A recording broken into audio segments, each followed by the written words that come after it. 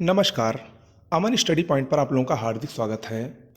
Current affairs में आज का वीडियो आर्थिकी घटनाक्रम से संबंधित होगा। पिछले 8 से 10 महीनों के संपूर्ण आर्थिकी से संबंधित घटनाक्रम को हम लोग एक ही वीडियो में देखने वाले हैं। तो इंटरेस्टिंग वीडियो है और बहुत ही महत्वपूर्ण वीडियो है आगामी पीईटी एग्ज़ाम और भी अन्य एग्ज़ाम के लिए। तो आइए शुरुआत करते हैं। सबसे पहले खरीफ फसलों के समर्थन मूल्य को देखते हैं। केंद्र सरकार ने 2021-22 के लिए 22 फसलों के लिए न्यूनतम समर्थन मूल्य यानी एमएसपी घोषित किया है। ओके, एमएसपी यानी मिनिमम सेलिंग प्राइस। सर्वाधिक 452 रुपये प्रति क्विंटल की वृद्धि तिल में हुई है। लेकिन आप लोगों के लिए सबसे महत्वपूर्ण बात है धान। अक्सर एग्जाम में यही पूछा जाता है। सामान्य धान 1940 रुपये समर्थन मूल्य तय हुआ है और पिछले बार के मुकाबले में 72 रुपये की वृद्धि हुई है। ये भी महत्वपूर्ण है। ग्रेड ए का धान 1960 रुपये प्रति क्विंटल की दर से न्यूनतम समर्थन मूल्य घोषित हुआ है और इसमें भी 72 रुपये की वृद्धि हुई। तुअर की दाल यानी अरहर की दाल 6300 रुपये प्रति क्विंटल और बाजरा को 2250 रुपये प्रति क्विंटल की दर से समर्थन मूल्य घोषित किया गया है। ओके, आगे बढ़ते हैं। कृषि फसलों का तीसरा अग्रिम अनुमान वर्ष 2020-21 के लिए 25 मई 2021 को कृषि फसल के तीसरे अग्रिम अनुमान जारी किए गए और इस अनुमान के अनुसार 2020-21 में कुल खाद्यान्न का उत्पादन अनुमानित है 305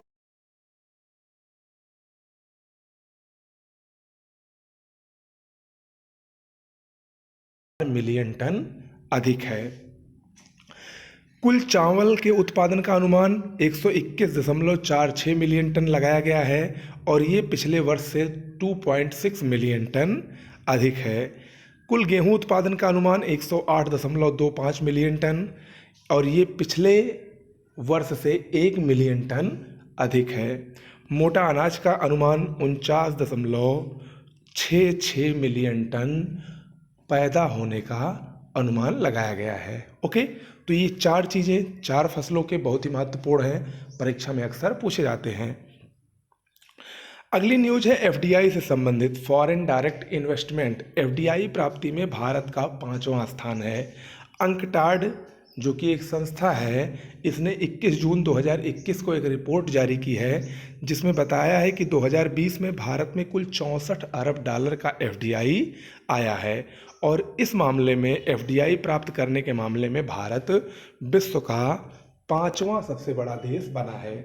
अगर हम विश्व के शीर्ष 5 देशों को देखें तो नंबर 1 पर अमेरिका है, यानी अमेरिका एफडीआई प्राप्ति में विश्व का पहला सबसे बड़ा देश है। दूसरे नंबर पर चीन है, तीसरे नंबर पर हांगकांग है, चौथे पर सिंगापुर है और 5वें पर भारत है। तो ये इम्पोर्टेंट आंकड़े हैं, याद रखिएगा। देखिए, अगर आप लोगों को करंट की कंप्लीट पीडीएफ चाहिए, बेहतरीन नोट्स जैसे हम आपको बढ़ा रहे हैं ऐसे ही कंप्लीट चाहिए, तो डिस्क्रिप्शन बॉक्स में मोबाइल नंबर दिया गया है, उस पर आप संपर्क करके तुरंत ले लें। आपको अगस्त तक की, पिछले 10 महीने से अगस्त तक की नोट्स आपको मिलेगी। ओके, अगला है राष्ट्रीय आय के अनंतिम अनुमानों को हम लोग देखते हैं। 2020-21 के लिए केंद्रीय सांख्यिकी कार्यालय द्वारा ये अनुमान जारी किए गए हैं। इसके अनुसार 2020-21 में जीडीपी यानी ग्रॉस डोमेस्टिक प्रोडक्ट सकल घरेलू उत्पाद में संकुचन कुल 7.3% का लगाया गया है। स्थिर मूल्य यानी 2011-12 के स्थिर मूल्यों पर 2020-21 में जीडीपी का अनुमान 135.13 लाख करोड़ है और इसमें 7.3% का संकुचन हुआ है, यानी ये ऋणात्मकता दर्शा रहा है। जबकि राष्ट्रीय आय का अनुमान स्थिर मूल्य पर 117.46 लाख करोड़ लगाया गया है। प्रति व्यक्ति आय स्थिर मूल्यों पर 86,659 रुपये बताई गई है स्थिर मूल्य पर। ओके, वहीं अगर हम बात करें प्रचलित मूल्य यानी करंट प्राइस पर, तो 2020-21 में करंट प्राइस पर जीडीपी का अनुमान 197.46 लाख करोड़ रुपए लगाया गया है और इसमें भी पिछले वर्ष की तुलना में 3% का संकुचन हुआ है। जबकि राष्ट्रीय आय 174.62 लाख करोड़ रुपए बताई गई है और प्रति व्यक्ति आय करंट प्राइस पर, प्रचलित मूल्य पर, चालू मूल्य पर 1,28,800 ₹29 बताई गई है। ओके, और ये प्रति व्यक्ति आय है। अगली खबर को देखते हैं। अगली खबर है वाणिज्य मंत्रालय के एफडीआई के आंकड़े क्या कहते हैं। 2020-21 में भारत में एफडीआई 21.72 अरब डॉलर आया है। ये भारत के वाणिज्य मंत्रालय के आंकड़े हैं, और जो पिछला हमने बताया था वो अंकटाट के आंकड़े थे। ठीक है, तो वाणिज्य मंत्रालय के अनुसार 2019-20 की तुलना में इस वर्ष एफडीआई में भारत में 10% की वृद्धि हुई है। एफडीआई अंतर प्रवाह में शीर्ष योगदान किसका है? नंबर 1 पर सिंगापुर है और नंबर 2 पर यूएसए है। जबकि इक्विटी प्रवाह में प्रतिशत वृद्धि की दृष्टि से शीर्ष स्थान सऊदी अरब का है। ओके, आगे बढ़ने से पहले देखिए जीएस करंट अफेयर्स पिछले 1 साल की अपडेटेड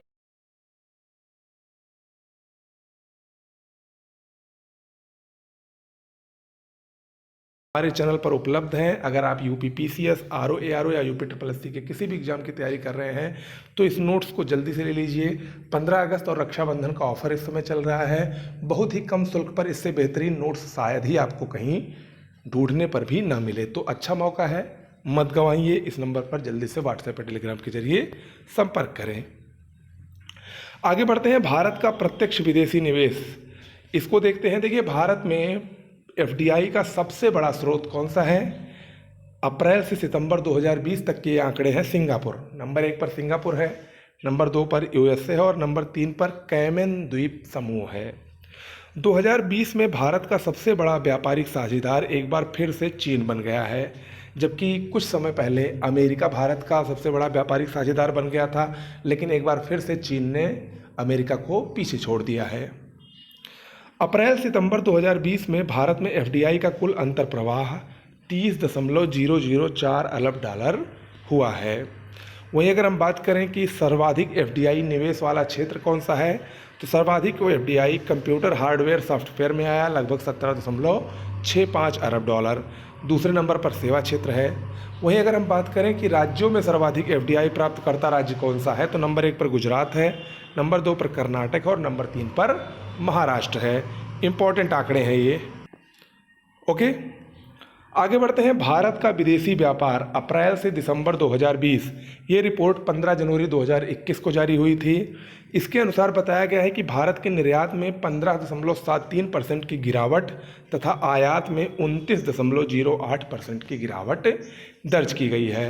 भारत का वस्तुगत निर्यात 200.80 अरब डॉलर, जबकि भारत का वस्तुगत आयात 258.27 अरब डॉलर बताया गया है। जबकि भारत का व्यापार घाटा 57.47 अरब डॉलर बताया गया है इस रिपोर्ट के अनुसार। Okay, global economic prospects report 2021, ये विश्व बैंक द्वारा जारी की जाती है। इस बार भी ये 6 जनवरी को जारी हुई।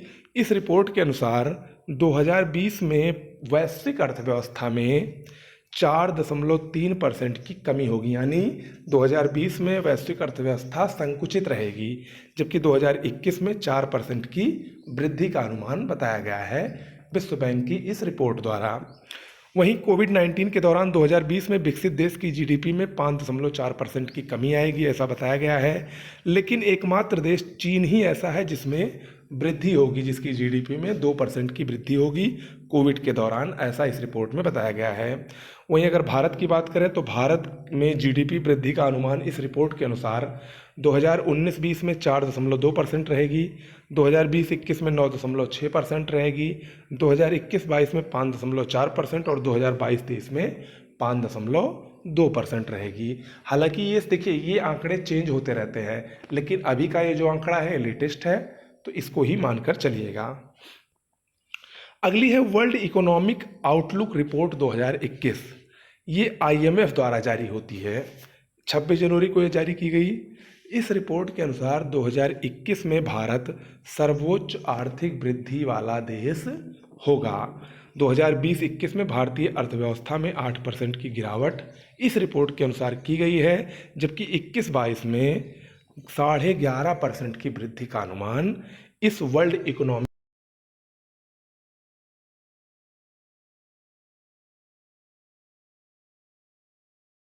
की वृद्धि का अनुमान लगाया गया है। ओके, देखिए, इस वीडियो में मैं बजट को नहीं दे रहा हूँ केंद्रीय बजट और आर्थिक समीक्षा का आपको एक अलग वीडियो मिलेगा। ओके, आगे बढ़ते हैं। वैश्विक भुखमरी सूचकांक 2020, ये वेल्ट हंगर हिल्फे और कर्सन वर्ल्ड वाइड संस्था द्वारा जारी किया गया है। 107 देशों में भुखमरी की स्थिति का आकलन ये सूचकांक करता है। इसके अनुसार विश्व भर में भुखमरी की स्थिति मध्यम स्तर पर है और वैश्विक भुखमरी सूचकांक 2020 में भारत का स्थान 94वां है और भारत की गंभीर स्थिति है। ओके, जबकि चाड, तिमोर लेस्ते, मेडागास्कर देश भुखमरी के खतरनाक स्तर पर शामिल हैं। अगला, विश्व सर्वश्रेष्ठ नियोक्ता सूची 2020, ये फोर्ब्स पत्रिका द्वारा जारी की गई है। इसके अनुसार टॉप 3 सर्वश्रेष्ठ नियोक्ता 2020 के नंबर 1 पर सैमसंग इलेक्ट्रॉनिक्स है, नंबर 2 पर अमेजन है और नंबर 3 पर IBM है। जबकि भारतीय कंपनियों में HCL को शीर्ष स्थान मिला है, इसको 30वां स्थान मिला है। जबकि बैंकिंग क्षेत्र में शीर्ष स्थान HDFC बैंक को दिया गया है। ओके, अब हम कुछ वन लाइनर आर्थिक खबरों को देख लेते हैं जल्दी से। रिलायंस इंडस्ट्रीज अमेरिका से कार्बन न्यूट्रल ऑयल प्राप्त करने वाली पहली कंपनी बनी है। ओके, अगला, विश्व की सबसे मूल्यवान 2 पहिया वाहन कंपनी बजाज ऑटो है। हाल ही में भारत और मॉरिशस के बीच मुक्त व्यापार समझौता हुआ। ये समझौता किससे संबंधित था? कृषि, खाद्य, कपड़ा, बिजली सहित 310 उत्पादों को बिना शुल्क के बाजार में निर्यात करने से संबंधित था। अगला है, विश्व स्तर पर तीसरा सबसे मूल्यवान IT सेवा ब्रांड कौन बना है? TCS, Tata consultancy service. अगला है, स्मॉल फाइनेंस बैंक यानी SFB के रूप में संचालन के लिए लाइसेंस पाने वाला पहला शहरी बैंक कौन बना? शिवालिक बैंक, उत्तर प्रदेश। इंपॉर्टेंट है। अगला है, भारत का पहला सोशल इम्पैक्ट बॉन्ड, ये है पिंपरी चिंचवाड़ नगर निगम, पुणे। अगला, NSO द्वारा 29 जनवरी 2021 को जारी आंकड़ों में 2019-20 में देश के GVA में जो 3 क्षेत्र हैं उसका योगदान क्या क्या है देख लीजिए। प्राथमिक क्षेत्र यानी कृषि का योगदान 20.3%, द्वितीय क्षेत्र यानी उद्योग 24.7% और सबसे अधिक सेवा क्षेत्र का है तृतीय क्षेत्र, ये 55% का योगदान देश के GVA में कर रहा है। अगला है, 2021-22 के लिए विश्व बैंक ने भारत की GDP वृद्धि दर को बढ़ाकर 10.1% किया। 25 अप्रैल 2021 को पहले 5.4 थी। अभी मैंने थोड़ी देर आपको बताया था, थोड़ी देर पहले जो हमने विश्व बैंक की रिपोर्ट बताई थी उसमें 5.4% बताया था, लेकिन लेटेस्ट न्यूज़ क्या है? 25 अप्रैल को इसको बदलकर 10.1% कर दिया गया है। अगला, हाल ही में JMM यानी झारखंड मुक्ति मोर्चा नामक पॉलिटिकल पार्टी हाल ही में चर्चा में रही। क्यों? क्योंकि ये चुनावी बांड दाता का नाम घोषित करने वाली पहली पार्टी बनी। ओके, अगला है, एशियन डेवलपमेंट बैंक यानी ADB द्वारा भारत की विकास दर 2021-22 में 11%, जबकि 2022-23 में 7% बताई गई है। अगला, सैन्य खर्च रिपोर्ट 2020 को देख लेते हैं। ये Stockholm International Peace Research Institute, जिसको SIPRI कहते हैं, SIPRI द्वारा 26 अप्रैल 2021 को जारी की गई। इसके अनुसार भारत सैन्य खर्च के मामले में विश्व का तीसरा सबसे बड़ा देश है। नंबर 1 पर अमेरिका है, नंबर 2 पर चीन है, नंबर 3 पर भारत है और भारत $72.9 बिलियन सैन्य पर खर्च किया है। जबकि वैश्विक स्तर पर सैन्य का खर्च लगभग $1981 बिलियन है। ओके, अगला, सरकार द्वारा निजीकरण के लिए